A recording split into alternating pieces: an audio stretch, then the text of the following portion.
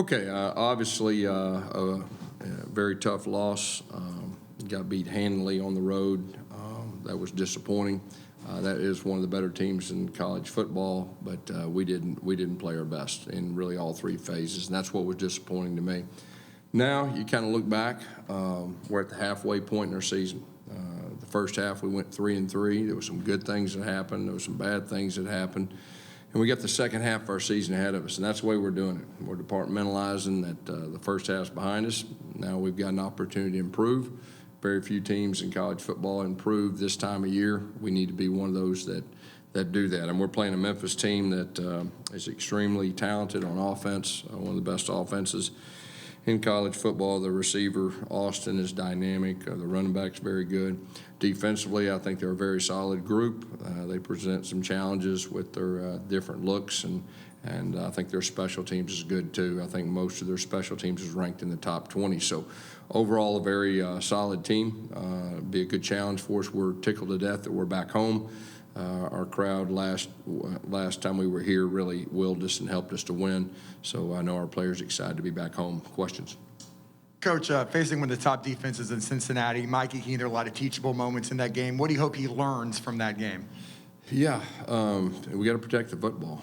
We can't throw it up for grabs. It's third down and long. Sometimes you got to hit the check down, and he got a little pressure on that play, made it a little tougher, so we got to be better around him. And then the pick six, I mean, we've got to solve that. I mean, we've had a few of those, and that's not it. But he did do some good things. We've got to be better around him. I thought Joey did some good things when he came in. He presented a few different challenges as far as that goes, but we're building this thing. Like I said, our goal is to improve each week from here on out. We're starting to get a little more healthier, which I think that is a good thing, and we're able to finish this thing right. Coach, first off, I'm glad everything's fine with your family, but secondly, you talked about getting healthier. Isaiah Bowser, I know you said he wasn't 100%, but he was able to go. How does he change things for you? Yeah, I mean, just for that security that, really from a true freshman quarterback standpoint really helps. And he's probably 80%. He's a little healthier today. It looked like he made it through the game okay, so that was really good. And, the other running backs, too, along with that, like we talked about, the good thing is we're developing depth at that position, which you can't have enough. But to have Isaiah back and getting healthier each week is a real shot in the arm. Coach, you mentioned trying to improve in the second half of the year and, try to take it week to week to get that improvement.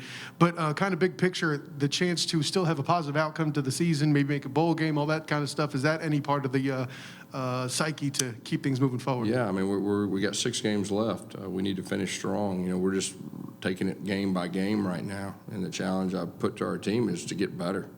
We got to improve. We got to stop making some of these same silly mistakes right there. And we've got an opportunity to do that. And so, we're taking it week by week. We got 6 games, and we need to finish, and that's really my message.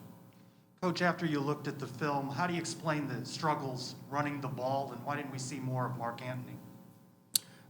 First thing, we didn't do a great job effectively executing the run. That's the first thing. Second thing is they're extremely talented. They came off some blocks. They made a couple plays that the previous teams we played hadn't made. Combination of that, Mark Anthony got a chance to get in there late. Bowser, we started out him and Johnny, and you'll see Mark grow each week. He did a really good job once Joey got in there, and he got a good touchdown run. Coach, what do you know about the quarterback from Memphis besides the fact he's a true freshman and he's averaging over 300 a game? Yeah, he's very impressive when you watch him on film. He doesn't look like a true freshman. Stands in there, delivers the ball. He'll wait and take a shot, and looks like a very solid quarterback to me. How does a short week playing on Friday night, how much does that help coming off a loss like that? Well, it's a short week. You're on the road. You get back. We had to have our Tuesday practice today. You had to watch the film yesterday, so everything's rushed. Those guys actually played on Thursday. They had 3 extra days. I mean, this scheduling has been a real challenge as far as everything goes, but it is what it is. We've got to accelerate. We had a similar plan that we had in Louisville. So we got to keep our guys fresh, but at the same time, you got to prepare. You got to get timing down, especially with our quarterbacks, our receivers, and just everything that you're going to do. You got to get your timing down. So that's the challenge on a short week. The positive is we're playing at home. okay? But I'd be lying to say it wasn't a challenge. Coach, obviously we're very happy that everything's going good with your family now. How tough of a day personally was that for you? A 35-point loss, then dealing with a family emergency. Obviously, family comes first, but how are you dealing with everything? Yeah, so really what happened, my daughter had my grandson on Thursday, and everything went well, and she had a little scare. Like a couple hours later, had to rush her to the hospital, and she got to come back home, and then she had another issue, had to go back to the hospital. It was a really stressful, 48 hours trying to figure out what I need to do, with that. And, the game, I mean, it is what it is. We got beat handily, and like I've told you before, I'm disappointed. But, as soon as that over, got a chance to spend time with her. She's doing a lot better. She's back home, doing well, resting. The baby's doing well, so we feel very blessed as a family. Coach, you said you want to see more help for Mikey around him. What do you want to see your wide receivers do that can make things easier for Mikey? Yeah, we've got to do a better job at wide receiver. And when you get a chance to make the play, then you got to do a better job up front. I mean, it's really all the above. I mean, just we didn't execute very well. We got whipped at some positions, just to be honest with you. And we got to figure out a way to have explosive plays. If you look back at the first 6 games, when we've had explosive plays and drives, we score touchdowns. We hadn't had to kick very many field goals. That's the positive. But we got to figure out a way to generate more explosive plays, and that's kind of who we are right now. I mean, the reality is we're playing a true freshman quarterback that's learning on the go. The reality is we've been banged up at wide receiver, banged up at running back, and we've got to figure out a way to generate those explosive plays. And if we do that, we're going to score points. Ricky Barber returned for the first time since Louisville, but I think he only played a handful of plays, but he's just not comfortable. What's his status? Yeah, he just, he thought he would have a chance, and he just wasn't quite ready. So, we'll see week to week how that looks. The fact that he was out there dressed out, it gives you a shot in the arm with that. He's a dynamic player, especially with the loss of KD. Obviously you need a guy. But I will say this, the guys inside have done a solid job in KD's absence and Ricky's absence. And kind of just like the running backs, I mean, we're starting to develop some internal depth inside. How's Jalen Robinson doing? He's week to week. He's done a few things in practice the last couple weeks. He's week to week. Like I said, that's, obviously he's a dynamic player. He's one of the impact players that we need to get back soon. Matt Lee left the game late, maybe tweaked something again. What's his status? How's he doing? He's a tough kid. He's battling. He's not 100%. But he's battling. He's doing everything he can. He had his hands full with that nose guard, dynamic player. And it was more of the game was out of hand at that point, and just kind of using our common sense. I'm not saying he couldn't have finished, but just, man, we got 6 games left. It was kind of that, more of that than anything. Team showed progress against ECU against the run on defense, and then the struggles against Cincinnati. Yeah. How do you explain that? Whether we didn't do a great job with our run fits, all right, and we didn't tackle well at times, and they're really good. But that doesn't matter. We've got to stop the run. I mean, that's one thing that we're going to focus on this last 6 weeks. Now, you're talking about a great throwing team we're fixing to play.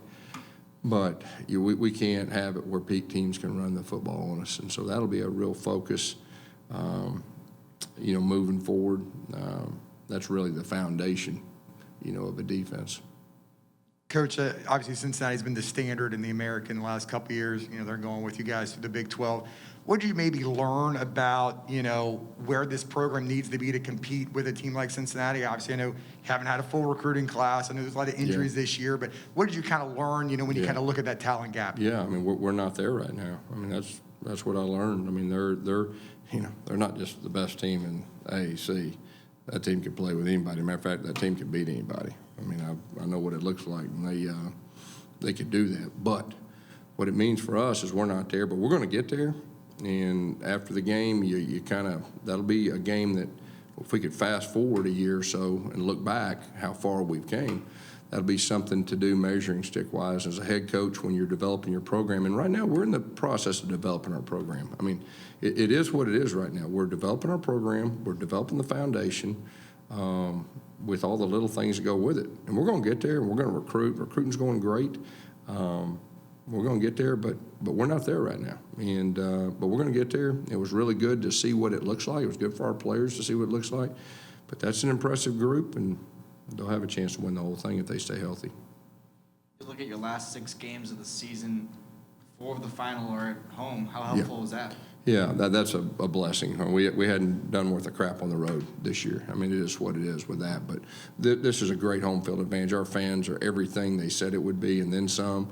And like I said, last game we didn't play well at home. They willed us to win, and they wouldn't let us lose. And so we're really looking forward to that. And hopefully we have a huge crowd and come out and bringing their A game to help us. I know our players will really appreciate that.